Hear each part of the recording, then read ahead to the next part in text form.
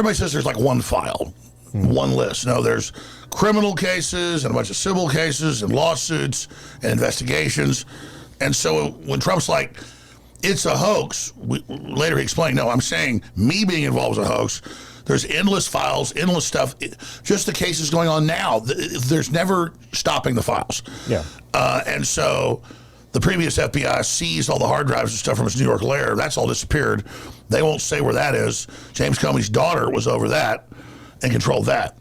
And so notice the Democrats got all of the, about a month ago, all of the Epstein estate files, 90,000+ of them, from the family that the government didn't have.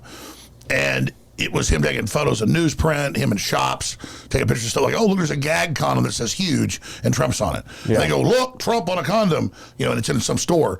So they released, there it is, they released 19 files out of 90,000+. And now the Republicans are just sitting there on their hands, not even messing with it. They can do it too. That's that.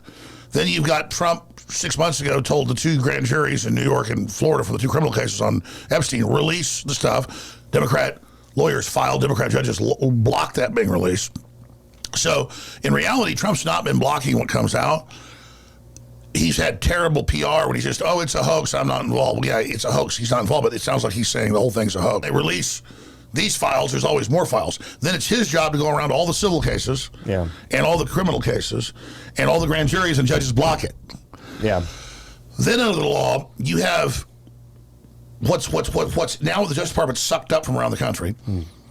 Most stuff that you hear is in a case is people's lawsuits and private names and informants and people that were informing on criminal stuff that Epstein was doing and money laundering investigations, all this stuff. The FBI wants to protect all those sources. I'm not even defending them. Just the public doesn't understand how complex this is. Yeah, true. And we don't. So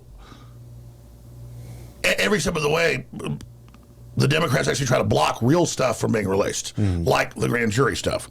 There's the one on the New York Post that they blocked out to make it look like here there is with victims. Like, oh, they're blacked out, they're victims. No, there was just newsprint, but it was the New York Post. We know what it was.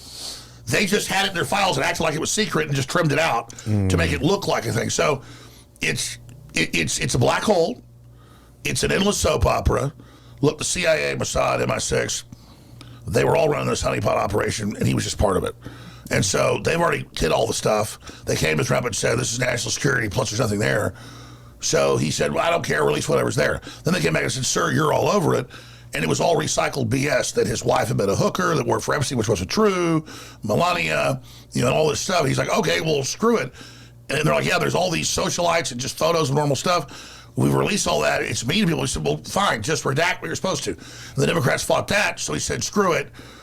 Just release it all. But the Justice Department has laws to follow.